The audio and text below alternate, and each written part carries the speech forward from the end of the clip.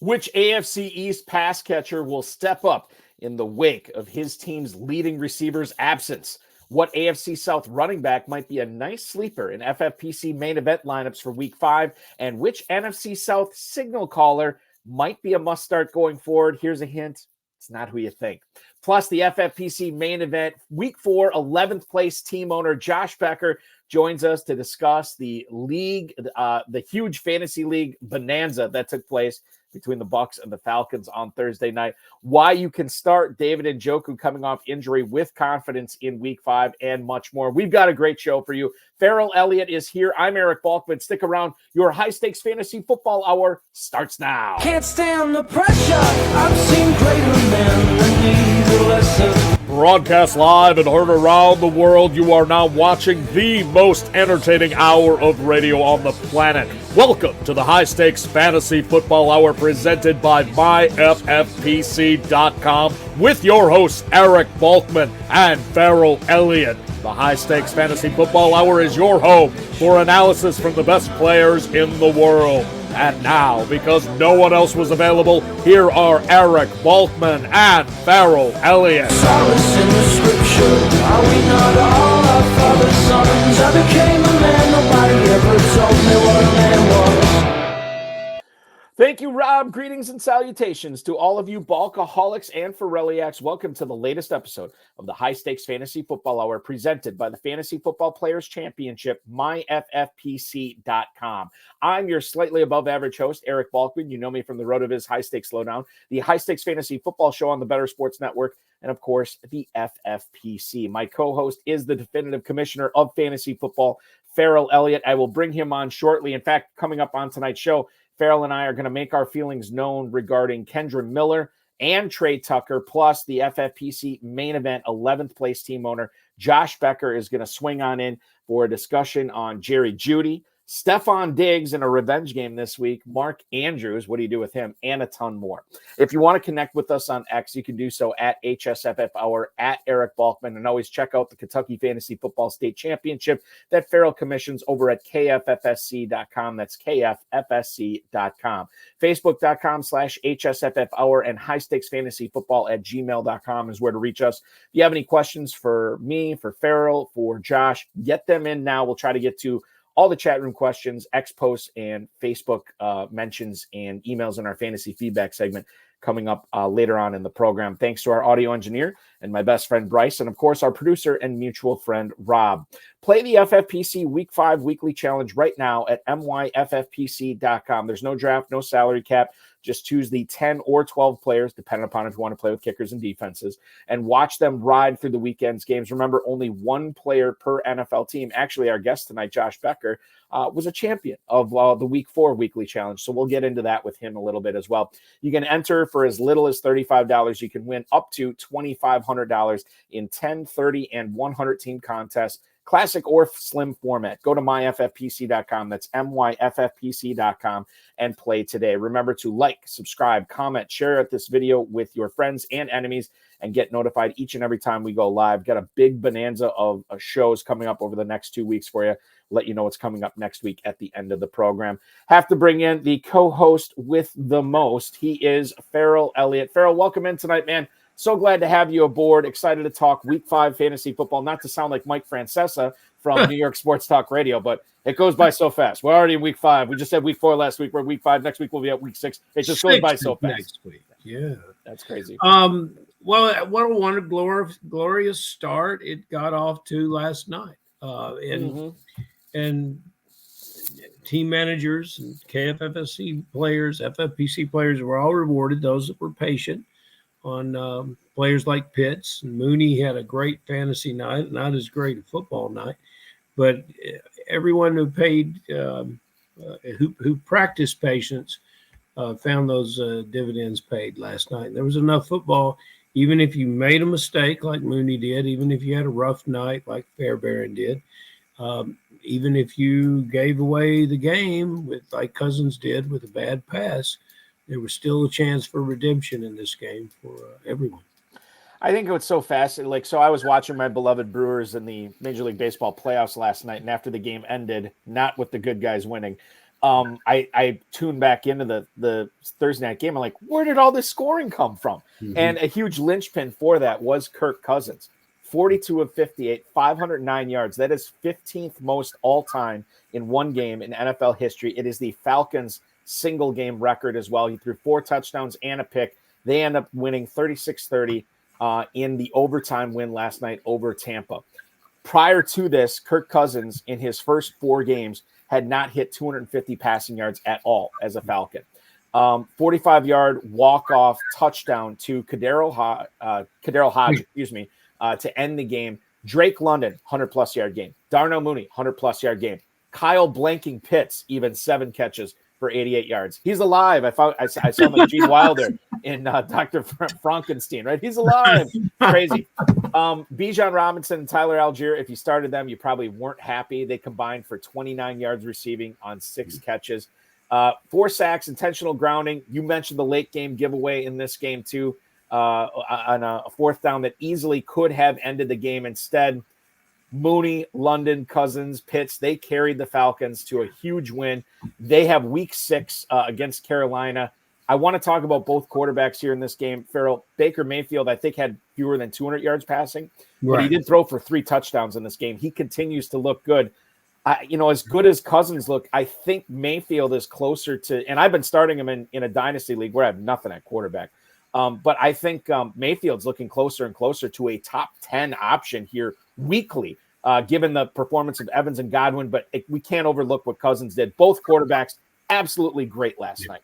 Yeah, and we'll ask our guest a little bit about what he thinks about that. I know personally, whenever I start Baker Mayfield, it seems to be a disappointment. But if you look at what he's done over the last 10 games, except for the 2 I started him, he's been fantastic. So he's got all the weapons, and he's got experience. And early in the season, I doubted with the changes in the coaching that he would continue to succeed and improve his game. I liked what he did after the game, taking responsibility that he let that one get away. He's surrounded by a lot of pros, and he's acting like one. And I'm proud to see Baker Mayfield getting it. And I think you deserve a tip of the cap for either hanging on to him or more likely going into your dynasty league and acquiring him after someone else gave up.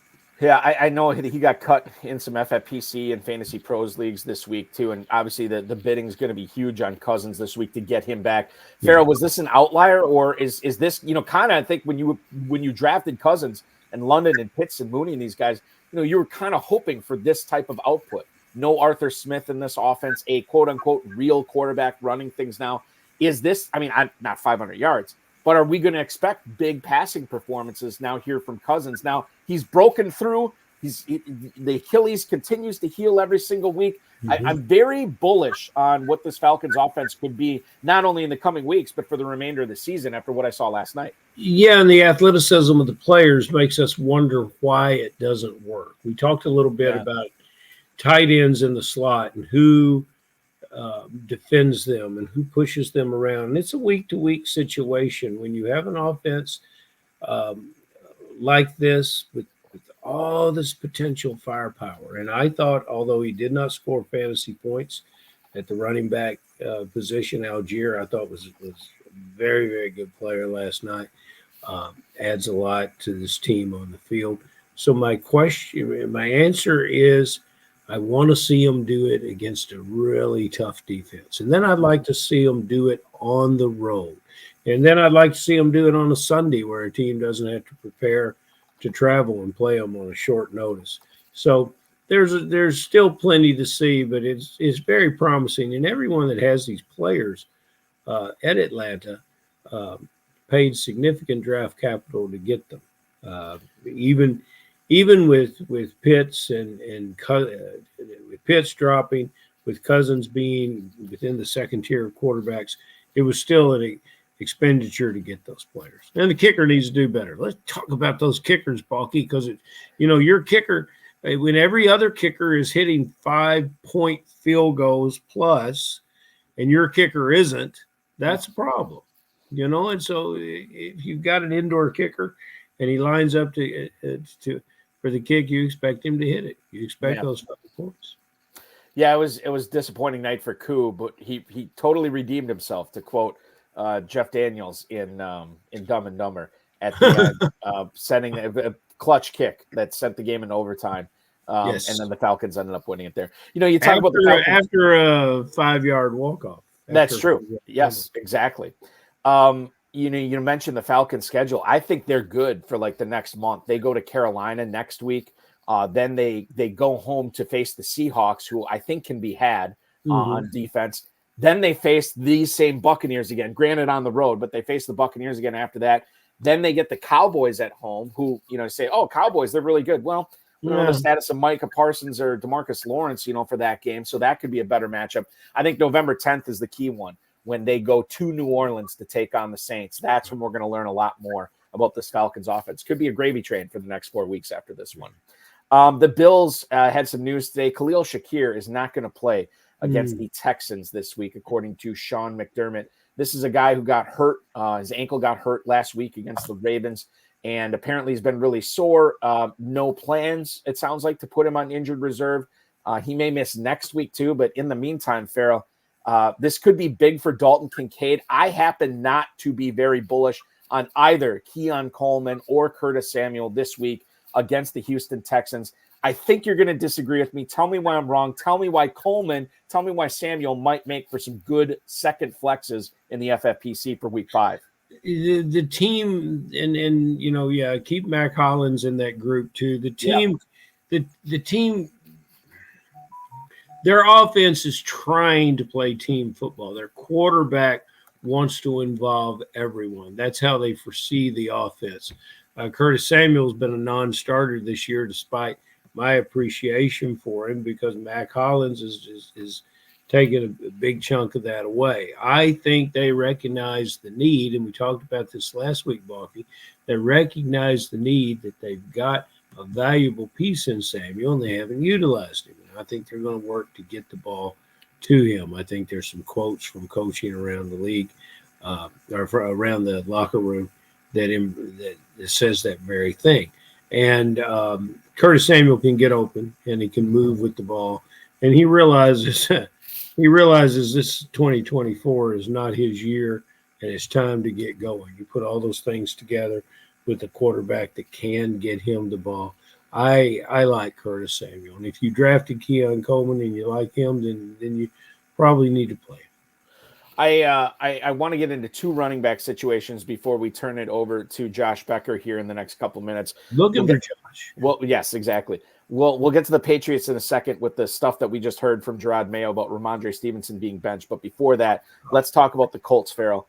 Ian Rappaport has reported that Jonathan Taylor is going to miss time with an high ankle sprain, a mild high ankle sprain. He's already been ruled out this week. Did not practice at all. It's going to be running back by committee, according to Colts head coach Shane Steichen, which to me suggests both Trey Sermon and Tyler Goodson. The question for me to you is, if you have Taylor, you may not have another choice than to put Trey Sermon in there. However, if you don't, and if you're looking for a flex, is Tyler Goodson's pass-catching chops on third down enough for you to say, I got to pull Trey Sermon out of my lineup? I can't start him just based on first and second down banging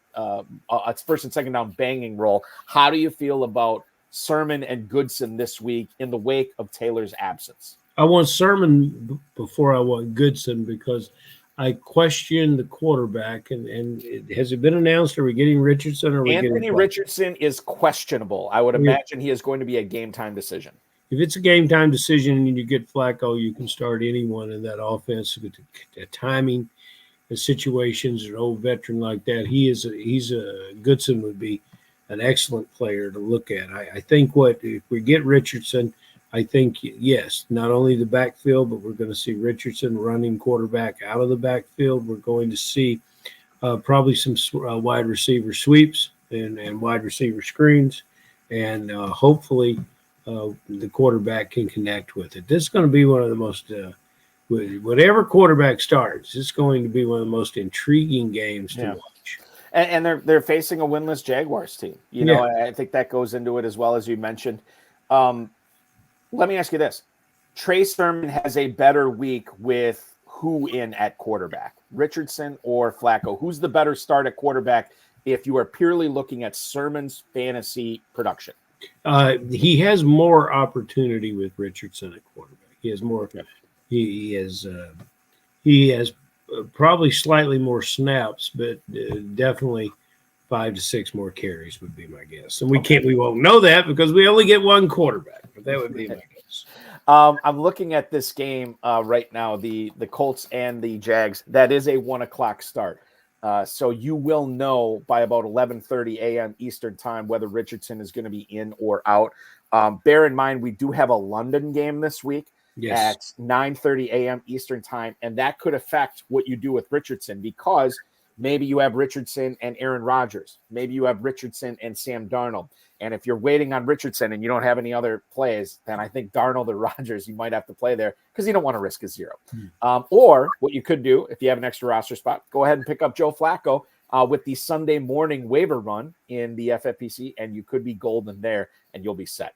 The New England Patriots, breaking news. Not breaking anymore. I mean, this happened about an hour or so ago. Mike Reese, who covers the Patriots, said that in his conversation with Gerard Mayo, Mayo said that Ramondre Stevenson will not be starting against the Dolphins in Week 5. Quote from Mayo, the head coach: "I'll be upfront and transparent. He will play, and he understands he has to protect the football going forward. However, he is not going to be starting." Stevenson, 4 fumbles in 4 weeks, averaging 5.3 yards per carry, 3.15 yards per run. Antonio Gibson is interesting because he's not only going to get the start, but he is the better yards per carry guy as far as running backs go for New England this year at 5.3.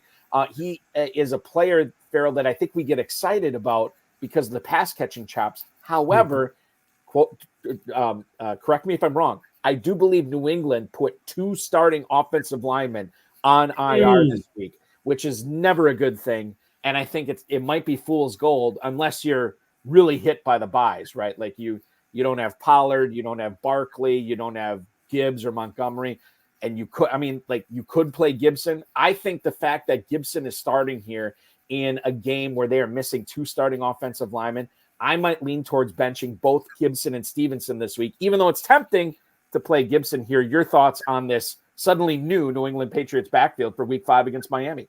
Now, I'm confident to play Gibson, and I expected him to get a chunk of the action. This surprises me that Stevenson goes to the bench. However, Gibson has looked good, and he's caught the ball well, and it seems like a change of scenery has been beneficial for him. And hey, we finally got someone in the comments, Balky. Right, I thought we were going to hang in here all alone tonight. I didn't know if we were live or not. I not hit the right button? Bill Hollywood, you can always count on Bill Hollywood. Right.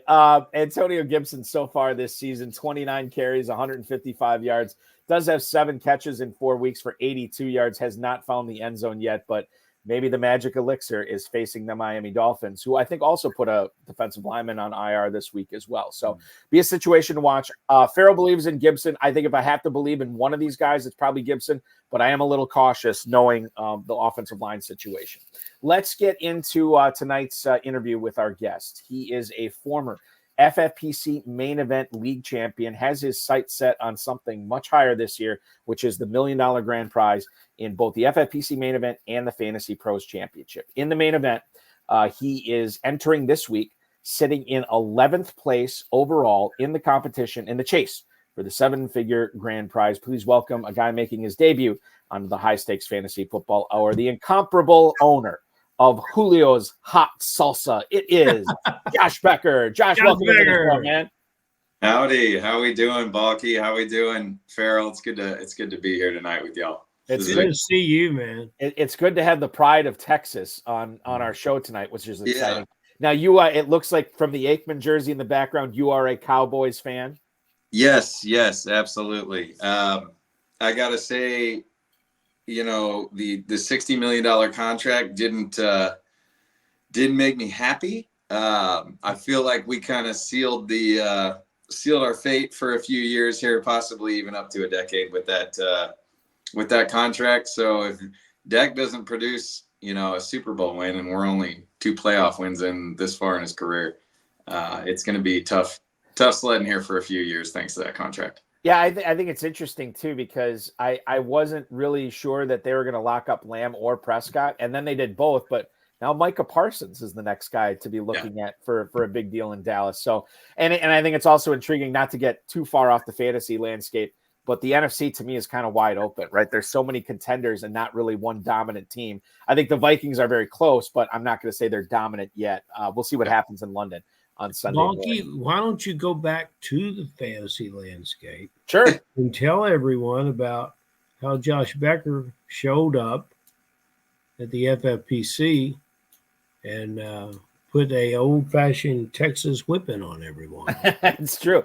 Yeah, so I think it's interesting. Last year, Josh, you end up winning your main event league, and now this year, I don't know how close you were to the top of the leaderboard in 2023, but it's got to be pretty cool seeing your team floating around in the top 10 4 weeks into the season, man. Yeah, it was super cool to see last week, because we were never, we won our league, we did well, but we did not score like this last year. So to see it scoring really well this year has been pretty neat. To be up in those higher numbers this year has been really, really awesome. Although I will caveat that we've got a pretty serious buy situation going on this week. So I'm just hoping to cling on to the top 50 after this week, if all goes well, because we're playing some lower end players this week, just getting hit with buys and injuries. Better this week than week 14. True. True. We tried to front load our bye weeks for that exact reason. Yeah, get them done and get them done early. I have a good friend here in Louisville, a champion of the KFFSC that plays in the FFPC every year, Justin McCord. And in a text stream, someone was talking about Baker Mayfield and someone else starting this weekend. A couple of quarterbacks you would not expect to be starting. And he said if someone had mentioned this back in May, the answer would have been, well, this will only happen if the Players Association has a strike and these guys cross the picket line. So it's unusual to imagine some of the players that we're going to see in rosters, that in your own roster and in guys you're going to compete with. But we've got to start. I don't know. You seem like a hell of a nice guy, and Balky seems to like you, but somewhere a man from Texas, first of all, the question I have for him is I'm going to make you talk about an Okie. And then when he left Oklahoma and moves into his professional career, the guys that have answered this question, yes, a lot of them have lost their job. A lot of them have just had to go on to do something else. But let's Baker Mayfield. Good numbers again last night. What do we need to look at him? Balky brought it up, and I'll bring it up with you. Is he an every week start on any of your teams where you have him rostered? Or do you think that when you look at your opponent and see that he's starting Baker Mayfield at quarterback, a big old Texas grin moves across?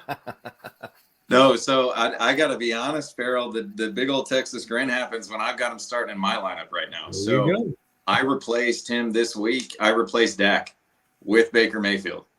And I think sometimes you got to set aside the stigma, right? Like we often see guys that don't come to fruition early in their careers. And then it's those players that will wait week after week after week. And we'll have them sitting on the bench, but we just won't put them in.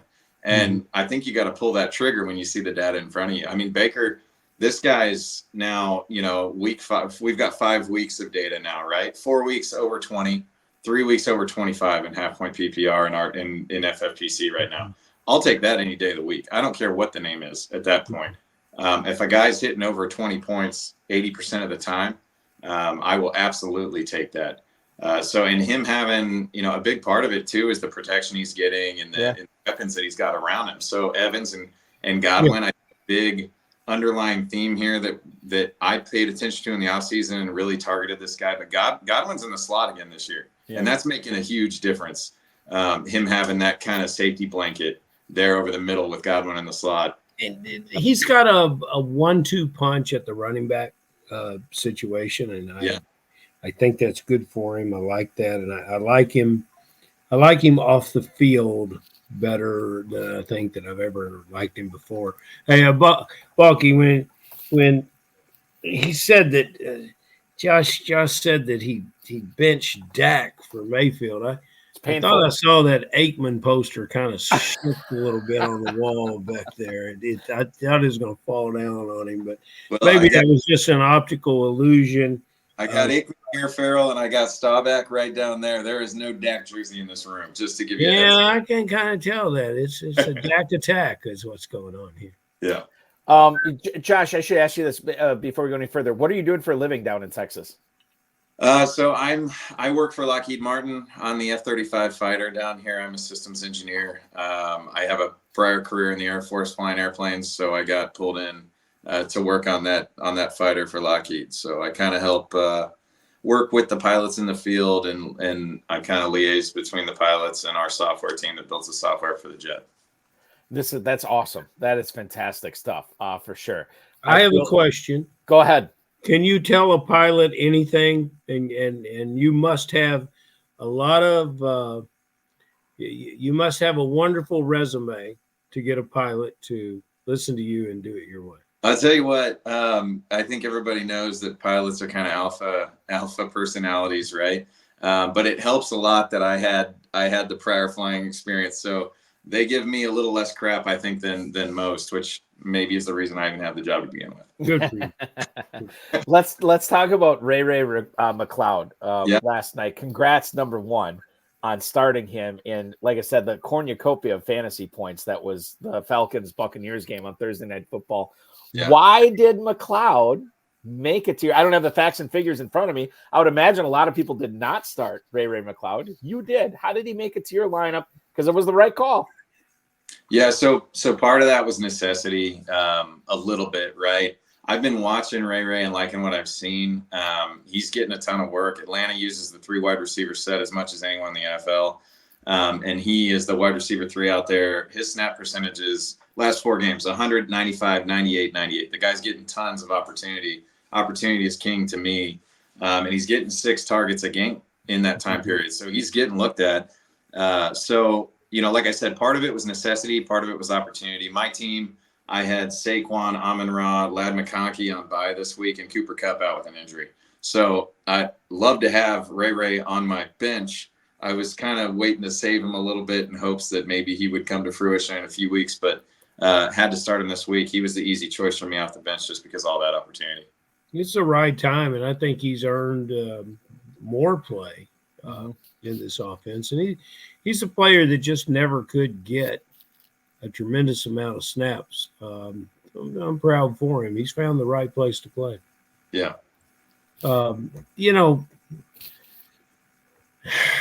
tight end position in Cleveland, they thought they had the right guy to play it. And, man, he looks good getting off the bus. But when he gets on the field, that tremendous athlete sort of disappears. David Njoku, I haven't drafted anywhere for 2 seasons. I just haven't seen it. I don't believe it can be completely blamed on the quarterback.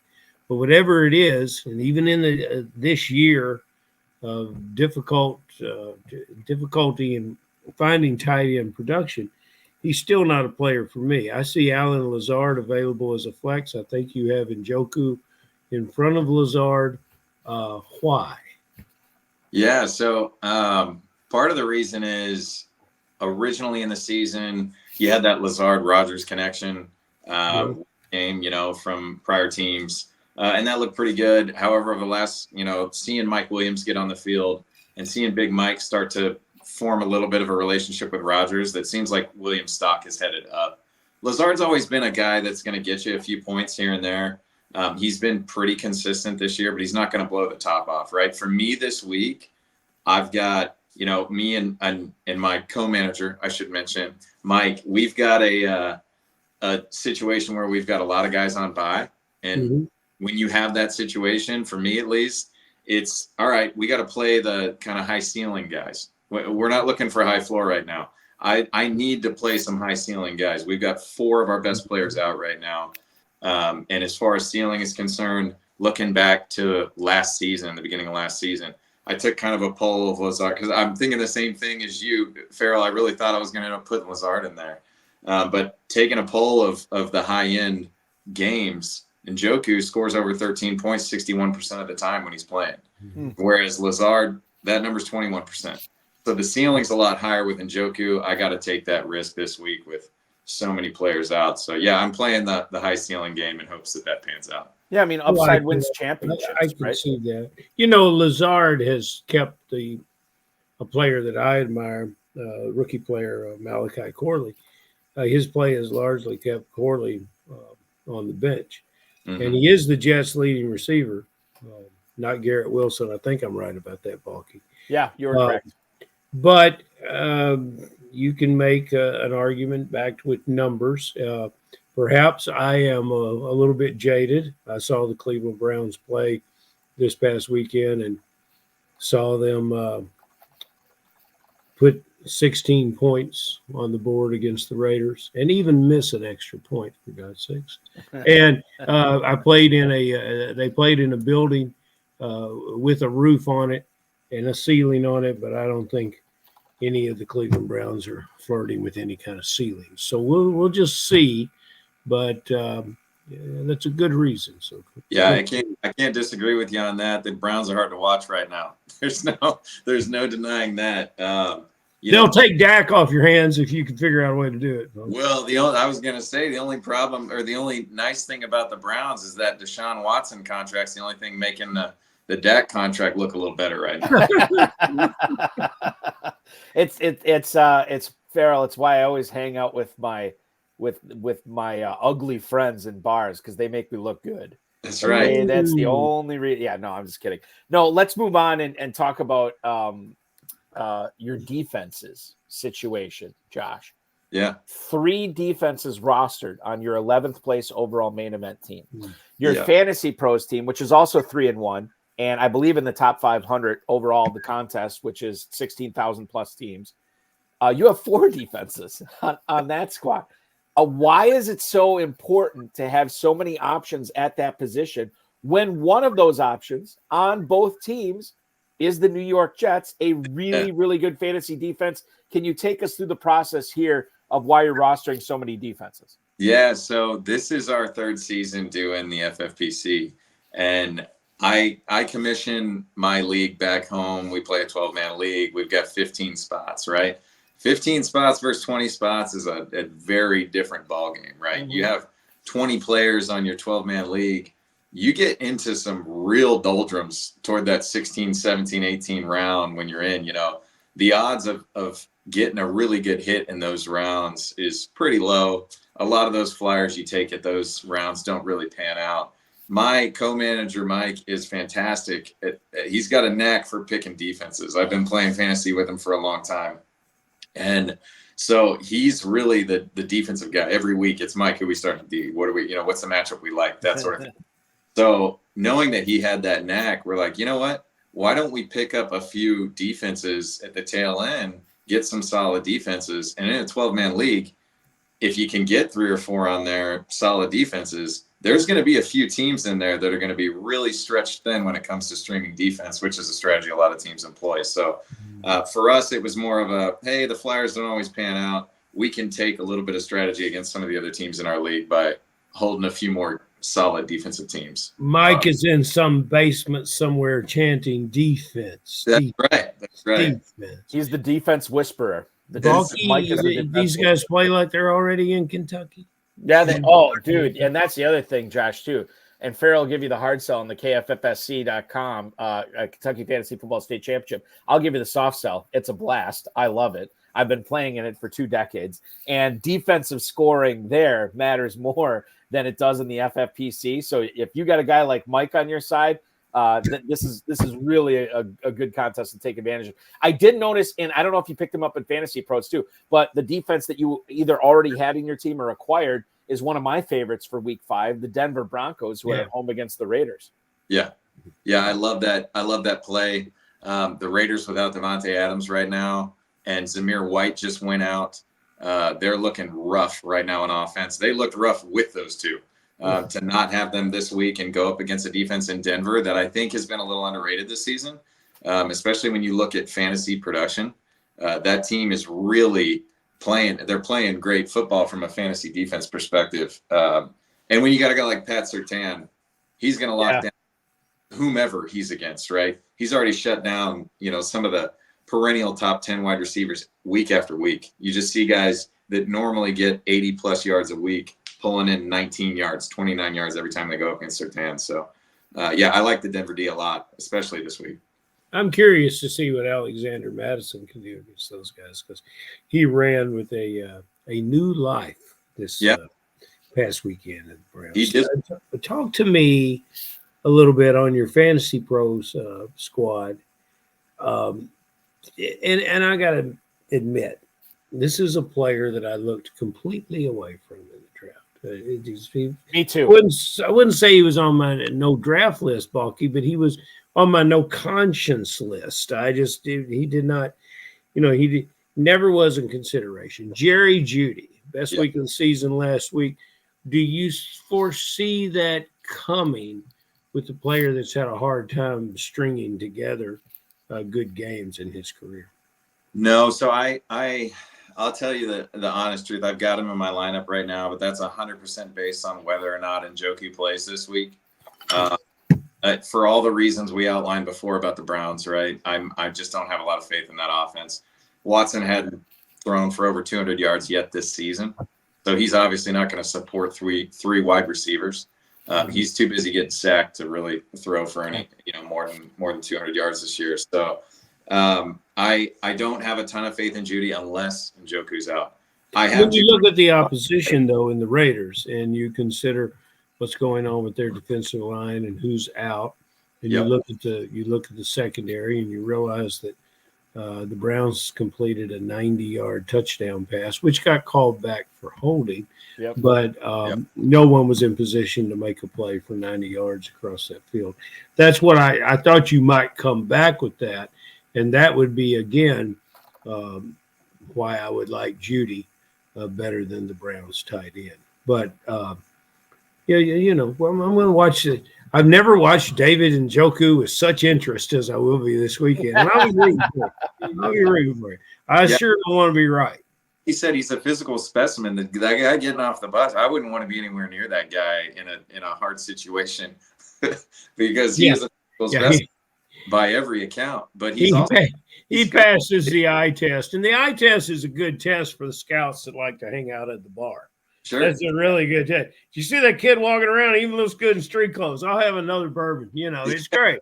So good for him.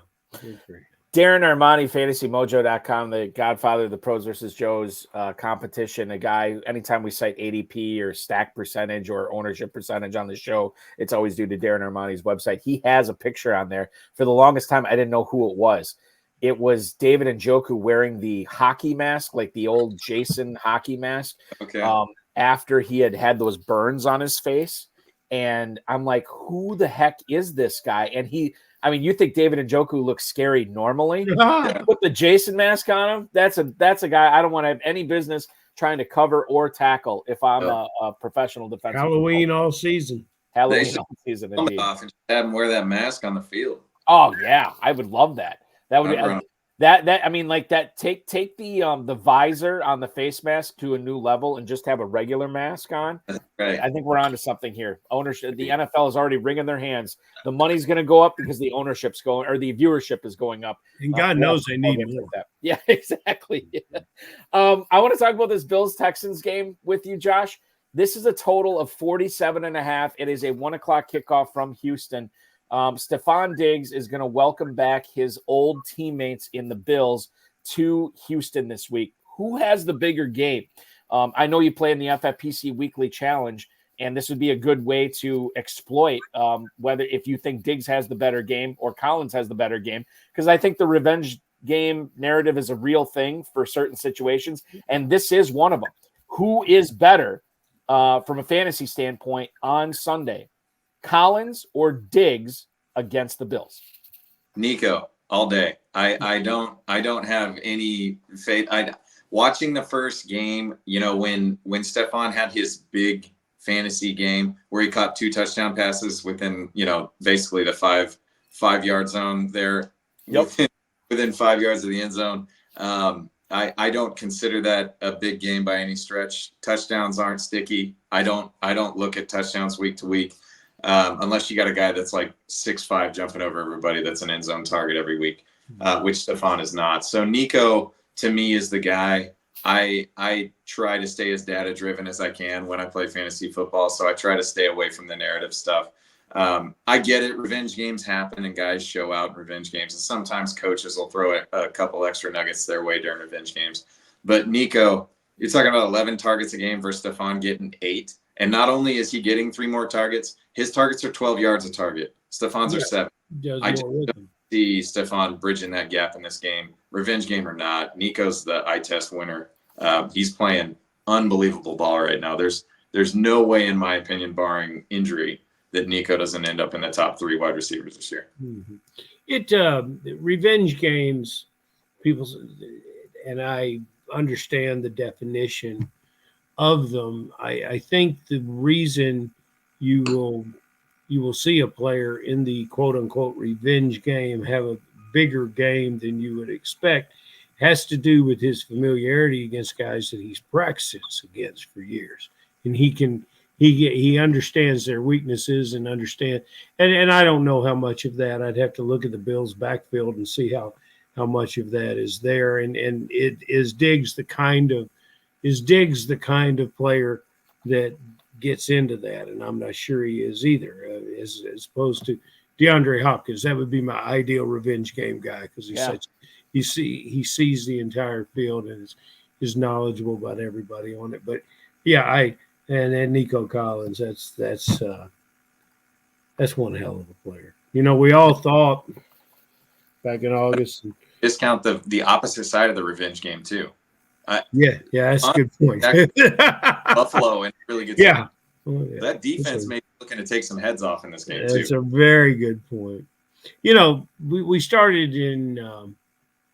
I think the only thing that's missing in your game, Josh Becker, is you need more game. You've got to draft more teams. If you're this successful, you've got to expand your territory. And I had to expand my territory a lot to get Breece Hall on one of my teams based on where he was drafted. I liked some of the wide receivers better, and I liked first round and early second round running backs when it was at the end of the draft. That being said, I believe in Breece Hall's talent. I'd like to see it translate into fantasy points. Your predictions on what we're going to see with Breece Hall in week 5, and you can expand on that and go forward. Are we going to get our value for what we paid for Breece Hall? Because it was a mighty steep price. Yeah, really, really steep, right? Going in the first half of the draft, first round, basically. Breece came at a pretty price, and I think every year this happens where you have a couple guys sneak in there, and this year you got Saquon and Kamara so far making him look stupid, right? And I think that people look at those two and go, why isn't Breece killing this guy? And I think, we got to calm down. We've only seen a few weeks so far, but I think the Jets have also given us the formula out there. Breece is a 70-30 split right now with Braylon. I don't think that's going to change. You look at the last 3 games, Breece, 72%, 71%, 69%. That's pretty consistent. Braylon, 35, 32, 36. So I think the formula's out there. We're going to see a 70-30 split with these guys. But Breece is Braylon's look good. Don't get me wrong. He looks great. But Breece is the explosive guy. He's the big play guy. He can take 175 yards to the house. He's got that in him. That's not going to change. He still looks great when he gets the ball. He doesn't look washed up. He looks very good. And he's catching 5 passes a game, which is a fantastic floor for a guy like Breece. So I think he's going to be one of the more consistent running backs all year. He may not end up as running back 1. I don't think he will at all at this point. But I think a lot of shade gets thrown on him because of the Saquon and Kamara situation right now. But Brees is going to be a top 5 guy at the end of the year. Fully believe that. So I'm not too worried about him at all. I always go back to the whole, and I brought this up. I can't remember who I was talking to about this, but I said, is this actually a good thing for Hall that he's in this 70-30 split, right? Because some of these running backs, they get overworked, and then when you need them most, they're broken down by that 3-week sprint at the end of the season. If if Allen is coming in to spell him, every third series or what have you, maybe this keeps him fresh all season and he's ready to go when you need him the most in those final weeks. And maybe it won't be a situation where he's touching the ball 20, 25 times, but quite frankly, I'd rather have him healthy and be touching the ball, 15 times or 20 times that time of year if I do have him on my team. So I remain hopeful to see what happens with that going forward. A couple of emails, Josh, for you tonight that we'll get to. Mike in Oakland, California leads things off tonight. Hi, Josh. What's going on with Mark Andrews right now? Do I need to bench him everywhere? Thanks so much. That is Mike in Oakland.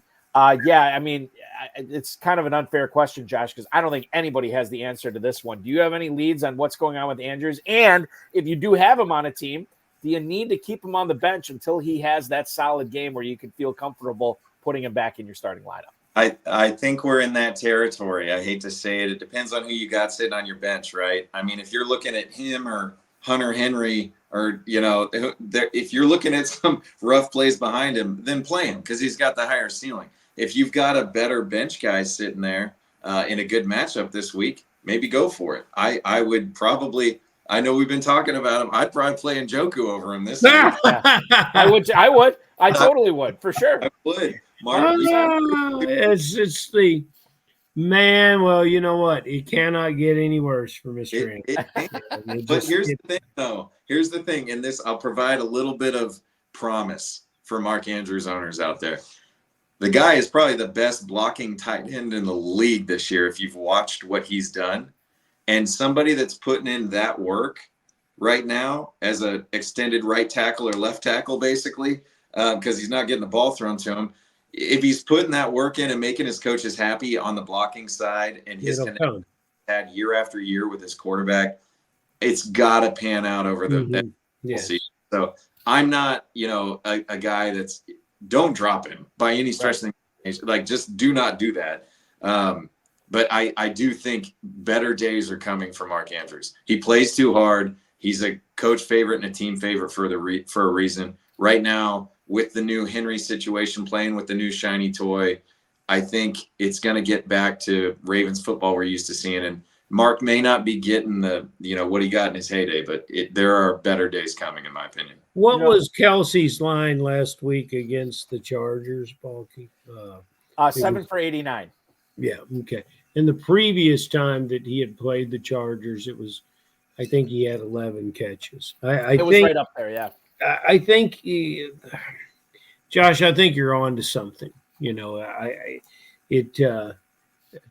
Past performance does not indicate future performance. So I think you're on to something there. So I think I'll find my few. I think I'll find my few teams with Andrews and make sure I've got him.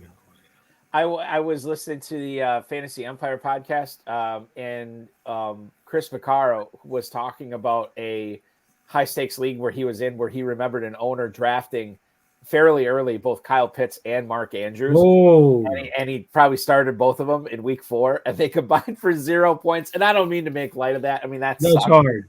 You never want to have that happen, but man, that's depressing looking at that for sure. Let's talk about happier things here, guys. One more email for you, Josh. Rich in Worcester, Mass.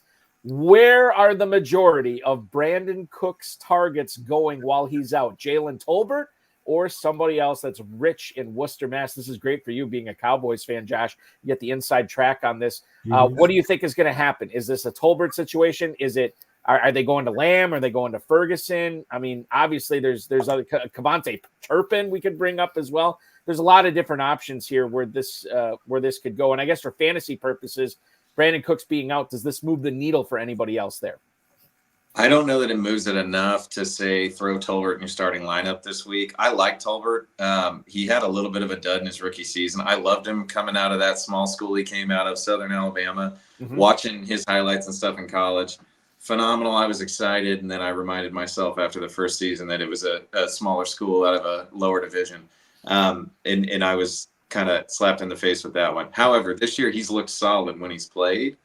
I don't see all of Cook's targets feeding straight into Tolbert. I think Tolbert maybe gets one or two extra this week, but I see those primarily getting fed to CD and Ferguson.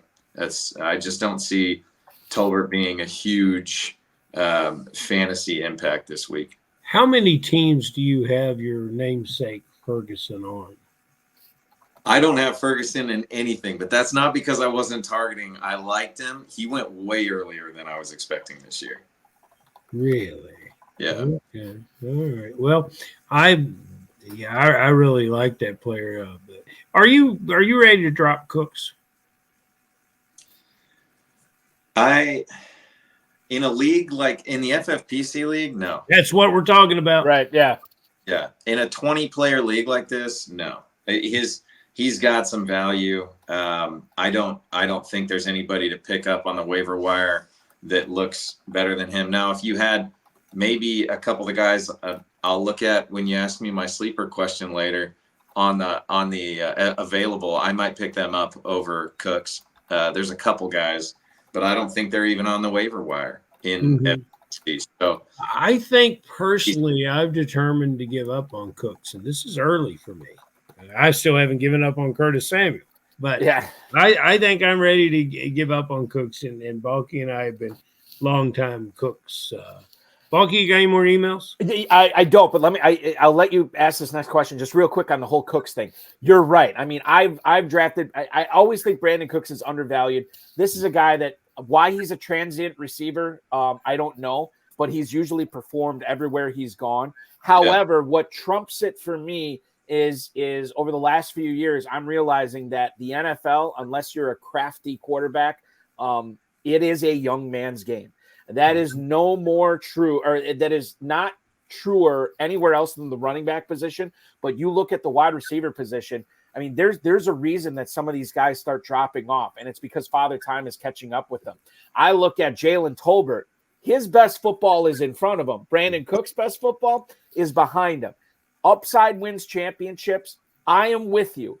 I have Brandon Cooks on several teams. I'm not dropping him yet. However, I do have Tolbert on a lot of teams, and I'm excited to see what he does going forward. Not starting him this week, but if he has a big blow up this week opposite CeeDee Lamb and Ferguson is still eating, I think we're onto something here, and we'll see what happens. It's Pittsburgh. It's Pittsburgh this week, so it may not happen, but I'm still very intrigued to see what happens with Tolbert. I'm sorry, Ferrell, go ahead. Speaking of being on to something. Or Josh, go ahead. I'm sorry, Josh, go ahead. Let me merge your two questions together real quick, and I guess I'll answer it this way. If I had to drop one of the two, if I had Tolbert and Cooks on my team right now, and I had to drop one, I would drop Cooks. Oh, sure. I think that's an easy decision. He's been used in the past. He's a take the top off a defense kind of guy. We don't use him that way. And so we're not really in his best situation. And maybe Father Time slowed him down a little bit. Tolbert's looking fresh and spry, and I would keep Tolbert between those two. These guys that we say about Father Time, and then we look up and Sterling Shepard's dancing in the end zone last night. So, Father Time sometimes takes a night off. I don't know, but it's wild. It really is. And I thought we might see Sterling Shepard fill in and help, but I saw a Tampa team with a full lineup of wide receivers last night, and he's in there contributing. So I don't know, but I do know this: it's gotten later. You said later we would talk about sleepers, and you've given some sleepers. You've actually put some guys that you did not intend to put in your lineup when you drafted them by week 5, and damn it, they're in there, and you've got good reason of why they might perform for you. Is there anybody else that you want to talk about on your teams or league-wide that you would like to start as a sleeper, and that you would not be a bit disappointed? He would provide you just exactly what your Njoku ceiling looks like. Yeah, I'll give you a couple guys, Ferrell, that if I didn't have to deal with Njoku, I'd rather play in front of him if they were available. So I got two guys. I got a short-term play and a long-term play is kind of how I looked at it.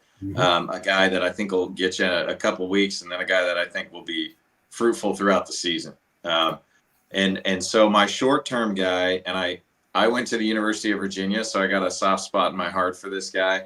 Love to see him playing well out in Green Bay. Is Dontavian Wicks. So he's a guy that right now is in a prime position to shine. Every time he's been on the field, he's produced. He's looked great, and he's seen targets. But now this week, you got Dobbs and Watson are both doubtful, not looking good that they're going to play. And he had 13 targets last week. I don't think that's going to stop. I think he's going to keep getting peppered with targets. So I love Dontavian Wicks in Green Bay this week. That's not a long-term play. I think when Dobbs and Watson inevitably come back, he'll resume that wide receiver 3-4 spot and probably won't see as many targets. It's good. But I love this week. Okay, now hold on. Before we move off of Wicks, I do want this is a excuse me. This is a perfect segue into what Roderick Dobson said earlier in the chat. Hi, Balky, can you shed some light on the supposedly unprofessionalism of Green Bay wide receiver Romeo Dobbs, disgruntled in Green Bay? Okay, so this is what I know, and this is based on Bill Huber's report for Sports Illustrated. We didn't know why Dobbs wasn't practicing this week other than he was listed. It was a personal thing. Wasn't hurt, whatever. Apparently, he is not satisfied with his role. He's unsatisfied with the lack of opportunity. Now, I understand that you're not going to get much of an opportunity when Malik Willis is at quarterback. But last week, Christian Watson goes down early in that game, and it was Wicks getting the 13 targets. Despite having 3 drops, Jordan Love went to him again and again. There was a portion after practice today where Matt LaFleur was talking to the Packers away from the beat writers and away from reporters. However, one word was either heard or read on his lips when he was talking to the rest of the team, and it was distraction. So there is something to be said for Dobbs being upset there. I would be shocked if he plays on Sunday. Wow. This is a golden opportunity for Wicks because Dobbs will be out, in my opinion. Watson for sure is going to be out. There's no way he plays. I know he's listed as doubtful, but I'm sure he doesn't play. So it is going to be Wicks, it is going to be Kraft, and it is going to be Reed. Not necessarily in that order. Getting back to Wicks here, and I'm so glad we have a Cavalier on the show tonight. Josh, tell us why, and I've shared this so much, but if you remember what Wicks did his second to last year at University of Virginia, he was awesome. And then his last year, not so much. And then he fell in the draft, unfairly fell in the draft. What do you remember about Wicks' second to last year at Virginia? Oh, it was unbelievable. So after his junior season, your second to last year, you're looking at a guy that was probably going to go in the top couple of rounds in the NFL draft after a fruitful senior year, right? Unfortunately, in Virginia, we've been plagued with just a turnstile factory of quarterback play. So you get new coaches, new offensive coordinators, and new quarterbacks every year in Virginia for the past few years. And I think that's what Wicks fell into, because now you see a guy that had a kind of a lackluster senior season or last season at Virginia go into the NFL and just start ripping things up every time he's been on the field. And it to me, it was 100% because of the situation, because of new OC, new head coach, new quarterback, going into that year. So, he's a guy that they got to steal on Wicks. I always forget about this. I was talking with another Packers beat writer this week, and I forget about this. There was that horrific shooting that took place there too, where 3 of those, I think 3 players on the team died, right? Yeah. And so these guys were his brothers. I mean, they were his teammates. And so I'm sure that affected him as well. So for him to fall to the 5th round, thought it was a great pick for the Packers. I actually, not to toot my own horn, but before the draft, I said, I think the Packers are taking Wicks. I thought they'd get him in the 4th. They waited to the 5th. That's why Brian Gutekunst is the GOAT, because he waited another round and got him. I'm very excited about him this week. I am totally with you 100%, Josh. Any other sleepers that you can share with us tonight? Yeah, my long-term guy that I love, I've got him in my hometown league. I wasn't able to snag him in either my FFPC or my Fantasy Pros league, Xavier Legette. The guy is primed right now. I'm going to tell you, I have Thielen on one of my teams. I'm at the point where I'm like, you can almost drop him. Yeah. Because Leggett is here. He has shown his dominance in 1 week, and it's going to continue, in my opinion. With Thielen out, he's the clear wide receiver 2. If you look at how they used him last week, it's every indicator is pointing toward his offensive coordinator loves him, his quarterback loves him. You see guys that get moved around in the formation pre-snap as much as this guy. They're prime guys. They're guys the OC is looking to get into a situation where they can get targeted. He got everybody that meets this guy loves him. So he's got a right vibe about him. He is, yeah. He's outside. He's in the slot. He played half his snaps in the slot, half outside. They're moving him all over the place. They're setting up wide receiver screens for him, manufacturing touches for him. Everything with this kid, the needle points up. I just can't, especially him being a rookie. And I love drafting rookie wide receivers and then watching them. You know, I'll hold on to a rookie wide receiver for 8 weeks before I'll give up, because these guys typically rookie year, after those few 7 or 8 weeks, you see this upward trajectory. And if last week is any indicator, this guy in the second half of the season is going to be a stud as long as he doesn't have Bryce Young throwing him the ball. With that skill set, once you get started, he's hard to stop. That's a brilliant. Exactly. You got Dalton in there throwing the ball 39 times a game now. It's kind of this year's Flacco. They're going to let that veteran QB throw the ball a lot, and Leggett seems to be the guy he wants to go after. 13 targets last week. I love this guy rest of the season. He's such a likable guy, too. He's got that real thick Carolina mustard, deep South accent, which I love. And for those of you Satan worshipers out there, he had the mark of the beast last week. 6 catches, 66 yards. He gets into the end zone, I guess, which is another 6. So not 4 6s, not 3 6s. But there's a lot to like about Xavier Leggett. Ferrell, you were telling everybody about Xavier Leggett this whole year. Yeah, and Balky, if you were, think about it. If he had gone to Green Bay, you guys would just right now kind of get to understand what he's saying. So, it would be really, really good. Yeah. I loved it when in his press conference, when they kept thinking up questions to ask because they didn't want him to be quiet. He was giving them such good, and they asked him what the name of his horse was, and he said Dollar Bill. And I just, that just was fantastic. All right, so this is some breaking news from Roderick Dobson on YouTube. This is interesting. There you go, Rod. On X, I don't know who posted it, Rod. Let us know the account. Romeo Dobbs has removed all trace of the Packers on his Instagram. So there's that as well. I don't know. We're following this beat by beat. And I'd be remiss if I didn't mention this. I know John Paulson was just tweeting about this from 4 for 4, former guest of this show. He said, don't forget about Bo Melton, the first guy on the Packers last year to get a 100-yard receiving game. Yeah, he could factor into this game against the Rams at 425 on Sunday as well. I bet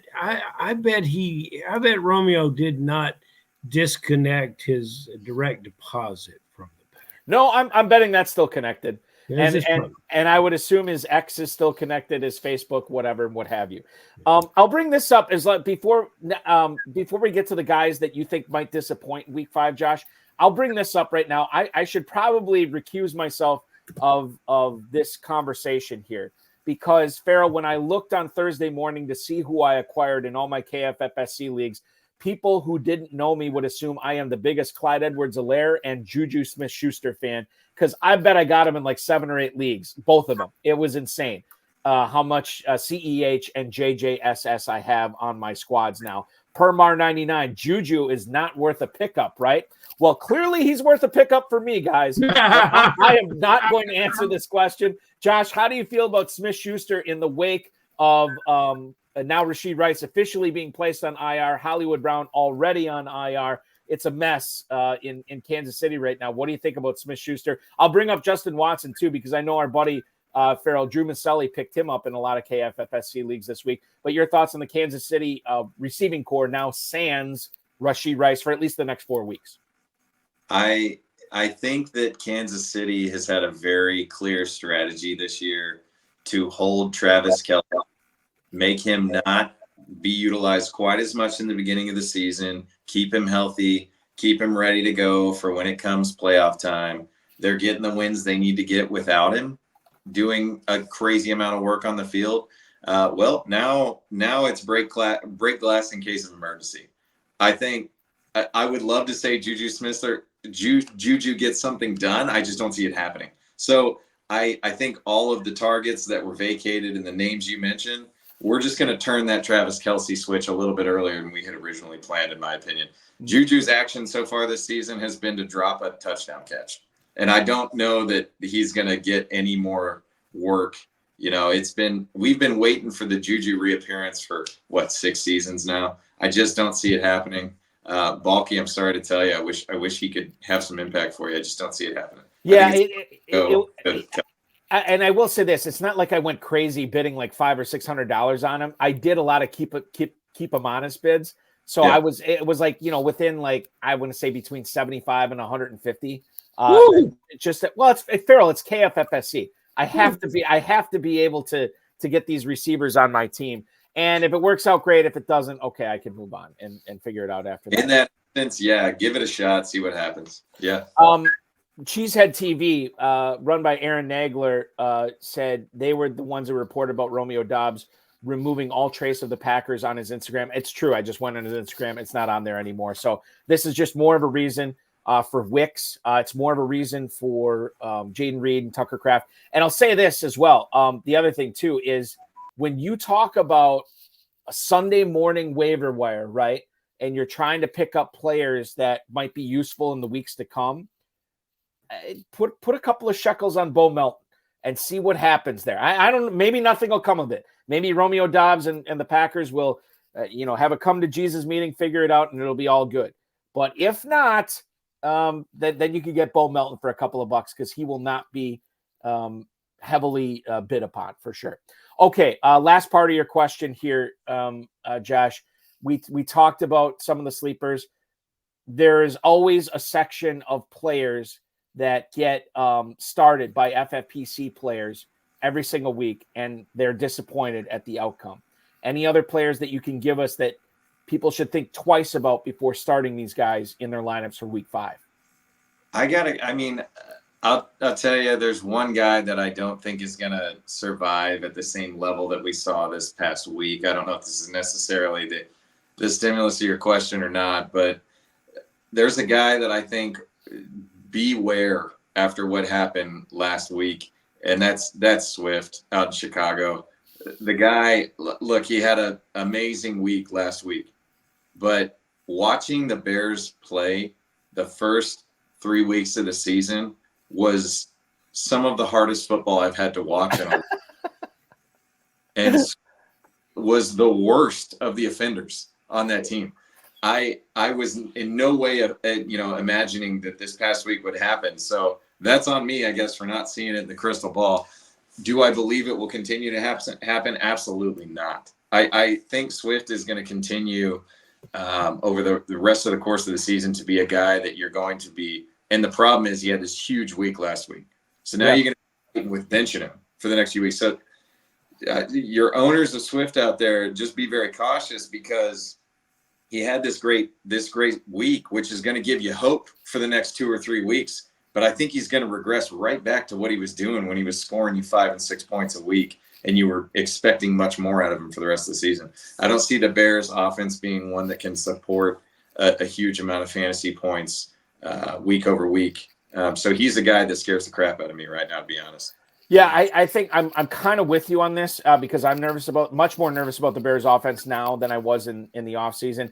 You know, CJ Stroud said after he played Caleb Williams in that week 2 Sunday night game, I think, it took him till week 4, week 5 till stuff started clicking and he found his rhythm for him. Well, we're at that point for Caleb Williams. So if he turns it on, a rising tide raises all ships, and maybe Swift can carve out some fantasy goodness. I don't know. It's possible, but I am skeptical as you are, Josh. To your point, they get the Carolina Panthers at home this week. They are 4-point favorites. Total's only 41 on that game. And I think Sigmund Bloom was saying this on one of the Football Guys podcasts this week. The Bears own the Panthers' second-round pick next year, so they have a chance to increase their draft capital by beating Carolina this week. It's a fascinating thing, this NFL football thing. Josh, it is also fascinating talking to you tonight. 11th place in the FFPC main event. Good luck in not only there, but Fantasy Pros Championship, all your leagues going forward. Certainly appreciate Julio's Hot Salsa's CEO coming on the program tonight to talk a little shop with us. Thank you so much, dude. Enjoy your weekend. Good luck in week 5 and beyond, my friend. Hey, I really appreciate y'all having me on. Ferrell, Balky, it's been a lot of fun. Before I came on here, I heard a quote from Dumb and Dumber, which made me feel right. So I appreciate It's only a 30-year-old movie, right? It's not dated yet. Oh, come on. That ever is listed as anything otherwise, then something's wrong with people out there. Well, listen, we're going to continue to suck back on Grandpa's old cough medicine here, and we will say goodbye to the pumpkin pie haircutted freak known as Josh Becker. No, I'm just kidding. I'm just trying to come up with any Dumb and Dumber lines at this point, my friend. Be good. We'll talk with you again real soon. This was awesome, dude. Good luck in week 5. Hey, cheers, guys. I appreciate y'all having me on. Thank you. See you soon, Josh. That is Julio's Hot Salsa CEO, Josh Becker, joining us tonight, an engineer who can appreciate Dumb and Dumber lines. Ferrell, I think we found our target audience here. Yeah, It's fantastic having him on. A lot of Packers stuff tonight. Yeah, I missed this here. Kick his ass, Seabass. That is great. Great stuff. My local radio show, sports talk radio show I do in Wisconsin, they have all these drops from Dumb and Dumber because the guy, two other guys host it. I'm 44. The guy I co-host it with is 62. And then our main producer is like 29. So Dumb and Dumber encompassing 3 generations. There's so much Dumb and Dumber we play on that show. It's crazy. Let's do this. We already tackled the Packers receiver situation. It's evolving right now. I wish I had more on Romeo Doubs. I just don't. So be following that, but I would not plan on having him in your lineups in week 5. Ferrell, let's get to some emails for us tonight. Ray in Hatboro, PA. How much are you guys trying to get or keep Kendra Miller on your rosters right now? Thank you. That is Ray in Hatboro, PA. Now, Pennsylvania. I want to say about Miller, I picked him up in a few leagues last week. I have low expectations for him, but I know he's got more talent than Jamal Williams at this point in their careers. He's only going to be worthwhile if Kamara goes down. But Ferrell, these are the guys I like to collect, the one injury away guys. And I still, even if Dennis Allen doesn't believe in Kendra Miller, he's still worth a roster spot on my FFPC, on my KFFSC teams and on our viewers' FFPC teams. Okay, who do you like better, Miller or the number 31 in Green Bay, that running back? If I could only roster one, it's Emmanuel Wilson over Kendra Miller. I think you can find – I think we could pop that question around the league and keep coming up with answers.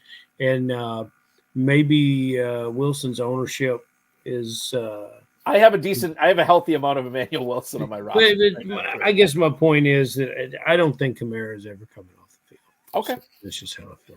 He's only coming off the field if he's forced to by being hurt, right? Like he's having kind of a resurgent season too. So it's been great for people who invested in Kamara so far this season. Couple of Raiders questions here for you, Ferrell. Mitch in Willoughby, Ohio. How would you guys feel about flexing out Alexander Mattison over Zamir White this week against Denver? Well, I can tell you that Zamir White has been listed as doubtful, so I don't think he's going to play against the Broncos. And then Ferrell, it comes down to how lucky do you feel with Alexander Mattison? Tell us about what you think his prospects are going up against the Denver Broncos. I say flex at best, but I'll give you the floor as the resident Raiders fan. I think I'm going to put him in the game. I'm going to put him in my backfield because I really love the effort that I saw last Sunday. It was impressive. And he came at points in the game when the team really needed something. So I am I'm going to say Madison in your lineup, especially if you've got the problems that all of us do. So, Josh has them. Let's get Madison in there. Let's go to Broward Bravado, who's hanging out with us. Always good to hear from Broward Bravado. Thoughts on Denver's backfield? Ferrell, I do happen to like Javonte Williams this week against the Raiders as a second running back. I'm lukewarm on Jaleel McLaughlin as a flex, but the guy I do want to keep on my roster just to see what happens, and I know he's still on IR. I'm still trying to roster Audric Estime if I have the extra roster spots. It just seems like nobody has stepped to the forefront of Denver's backfield yet. Maybe it's Estime, maybe it's not. Williams in week 5. After that, I mean, I don't know. I just don't have a strong feel on this. I'd like to see what Estime could do if he does get the opportunity. That's how I feel about it right now. I've been, practicing and preaching patience with so many players. I've always been a Williams fan. Oh, we It's may have getting lost Ferrell. Oh, difficult. there we go. Go ahead. I'm sorry. Yep. Okay, I just said I've been patient with a lot of players. My Pittman, I couldn't find anybody to join me in putting Pittman in the lineup last week, and that might be circumstantial related to Flacco. But what I'm saying about Williams, a player that I've always rooted for, and I always love the way he plays, but he needs to really run and really run with authority. He needs to catch all the balls thrown to him. He needs a revitalized game, and perhaps this is it. The YouTube chat, to borrow a line from Drew Olson from the Drew and KB show out of Milwaukee, Wisconsin. The YouTube chat on this program tonight is the Department of Corrections, and it is letting me know that Zamir White is no longer doubtful. He is out for Sunday. So there you go. Zamir White not playing. Alexander Madison, fire him up, says Ferrell Elliott. And quite frankly, I might flex him out in a couple of spots this week. Yep, flex him out there. Final question, Paul in Denver. This is interesting because Denver plays the Raiders this week. Ooh. He writes, how's it going? What's going to happen to Trey Tucker's production for as long as Devontae Adams is out? I love your podcast, Paul in Denver. Paul, we love you as well. Trey Tucker, Ferrell, I feel like if you're not the president, you're at least the treasurer of the Trey Tucker fan club. You've been telling us all season, watch out for this guy, utilizing a lot of 20th round picks in the FFPC drafts on Trey Tucker. You saw the game in person with the Dizzle last week at Allegiant. You saw Trey Tucker score, and I think this could be another week where, you maybe don't want to start him, but if you have to, you could do a lot worse. I'm starting to warm up to Tucker. Your thoughts on it? He's a field stretcher for a quarterback with not a big arm, which means he gets separation easily and can continue once catching the ball to move away from the defense. We saw what Hodge did last night to a gassed defense. Yeah. Trey Tucker does that to a defense in the first quarter. And he's been I think the intention we can see is if they trot him out to return punts. Once they take that punt return job away from him, it means that he's going to do a lot more in the offense. And I think they'll move on with punt return for other players. So I really like Trey Tucker. I've liked him all year. This is the one and only thing that Josh said. And he hasn't been ever used to playing in 20-round drafts, is that you can't find players in the 16th through 20th round. And I think with his understanding of where the ceiling is for certain players, he's going to change his draft strategy when he joins us live next year. What about this? And Permeyer 99 points this out. I might agree with him here. Tucker is the better wide receiver start for Las Vegas this week. Is Jacoby Myers going to get the Patrick Surtain treatment where Tucker is left to run free, Ferrell? Because I'm kind of liking Tucker. Now look at this a little bit closer. I'm kind of liking Tucker as a second flex in FFPC and a flex in KFFSC for sure. I'm not real concerned. I'm not really concerned about Jacoby Myers and who lines up across from him because he just knows how to play the position, knows how to get open, knows how to get the ball. It's a good question by Permar. But Jacoby Myers, if I have him on my roster, I'm going to have him on the field. The last question I want to get to tonight, and this is an interesting one with Tyler Sperry. He has to make a decision between Kareem Hunt against the Saints on Monday Night Football or Tank Dell, 1:00 start against the Bills. And Tank Dell practiced all 3 days this week. And if you don't like either of those options, he could drop one of them for Keon Coleman.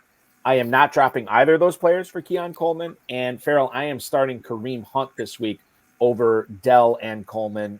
Do you agree? I do. Hunt is still on the questionable list. That's a good question. I'm going to bring that up right now. He is listed as questionable with a shoulder injury. Let me see if I can find some more information about this. Because this is key because Kareem Hunt plays on Monday Night Football, right? Mm-hmm. So you want to pay attention to that practice report tomorrow, because that'll be the big one.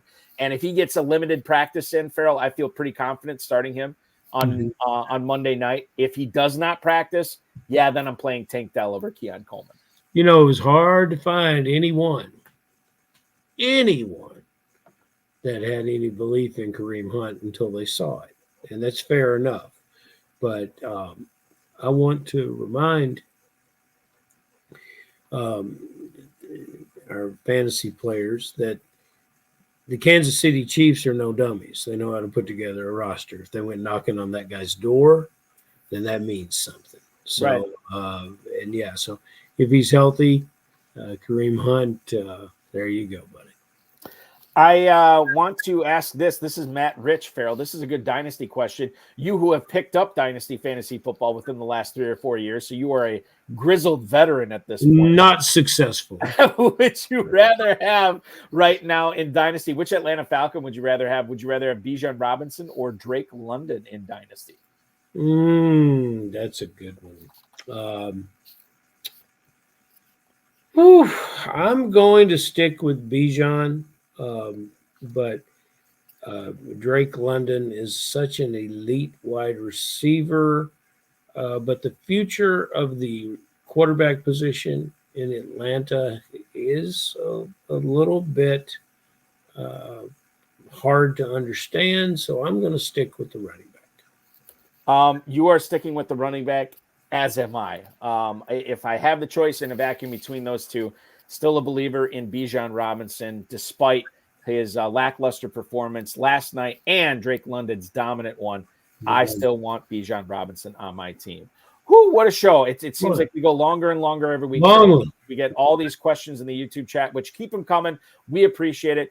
Ferrell, I know this was not the easiest week in the world for you. My thoughts and prayers go out to you and your family as well. Thank you so much for joining me on the show tonight. KFFSC.com is where to go for all your Kentucky analysis. Be good, man. Enjoy week 5, and best wishes to you going forward. Thank you, Bo. You bet. That is Ferrell Elliott, the definitive commissioner of fantasy football, tonight on the show. I want to thank Ferrell. I want to thank Josh Becker, our guest tonight. I want to thank the FFPC, Rob, Bryce, and of course, each and every one of you for hanging out, streaming, downloading, listening, watching. I have a lot of gratitude for that. Next Friday, this show will be live with FFPC Main Event second place team owner Nick Zappone, a guy I used to play in a private dynasty league with. So that'll be fun to reminisce with him.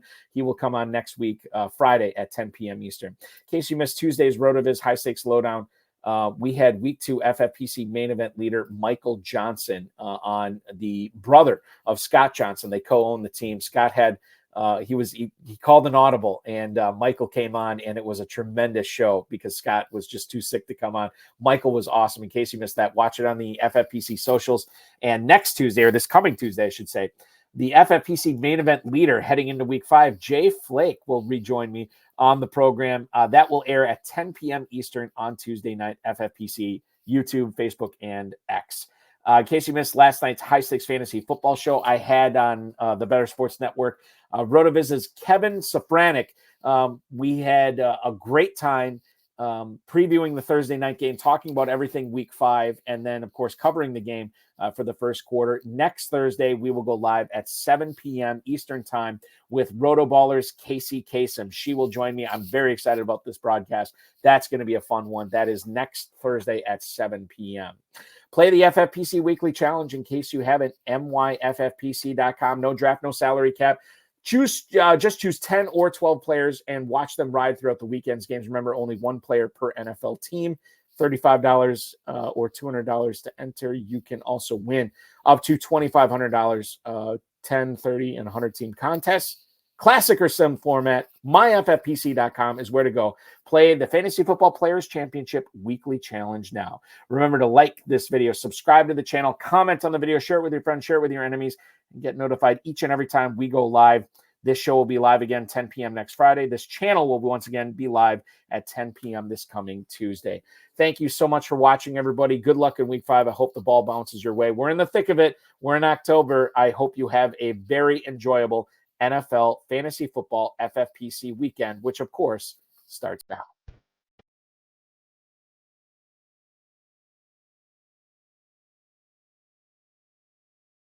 This has been another episode of the High Stakes Fantasy Football Hour presented by myffpc.com.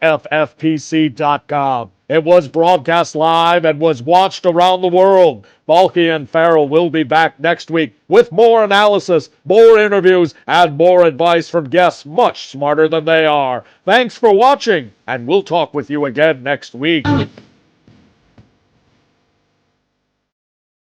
Kind of alluded to this just a few minutes ago with Ferrell having a tough week. Ferrell had his mother on Wednesday night pass away.